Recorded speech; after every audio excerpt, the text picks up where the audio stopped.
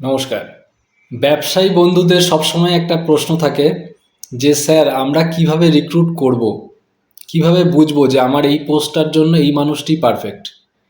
তা আমরা যেটা করে থাকি সবসময় যে পামিস্ট্রি, বাস্তুশাস্ত্র, জ্যোতিষশাস্ত্র সেগুলোকে বিজ্ঞানের আলোকে তুলে ধরা এবং ব্যবহারিক জীবনে মানে দৈনন্দিন আমাদের জীবনে কাজ করতে গিয়ে এই শাস্ত্রগুলো কতটা আমরা কাজে লাগাতে পারি এবং সুফল ভোগ করতে পারি।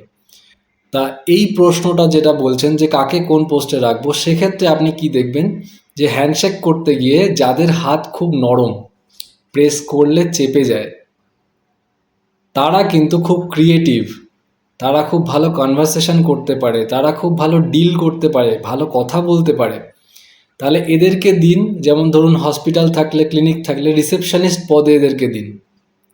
ডেস্কে বসে কাজ, খুব ভালো ক্রিয়েটিভ কিছু ইনফোগ্রাফিক বানাতে হবে, সেক্ষেত্রে এদেরকে দিন। কন্টেন্ট ক্রিয়েটার সেই পদে এদেরকে দিন, এরা খুব ভালো কাজ করবে। আর হ্যান্ডশেক করতে গিয়ে যাদের হাত একদমই শক্ত থাকে, ফ্লেক্সিবল নয়, হাতের আঙ্গুলগুলো ছোট ছোট, এরা কিন্তু খুব চেয়ারফুল হয়, সেন্সিটিভ হয় না এরা সাধারণত। এরা কিন্তু ফিল্ড মার্কেটিং সেলসের জন্য পারফেক্ট। ধরুন আপনার হোলসেল বিজনেস আছে, আপনি ডিস্ট্রিবিউটার পয়েন্ট চালাচ্ছেন, সেক্ষেত্রে আপনার ক্রেডিট দিতেই হয়। এই ক্রেডিটের টাকা তুলতে গিয়ে আপনার চটিক হয়ে যায়, কিন্তু এই ব্যক্তিটিকে যদি আপনি এক্ষেত্রে লাগান, যার হাতটা খুব শক্ত এবং আঙুলগুলো ছোট ছোট, এরা কিন্তু খুব চেয়ারফুল হয় এবং খুব ভালোবেসে এই কাজগুলো করতে পারে।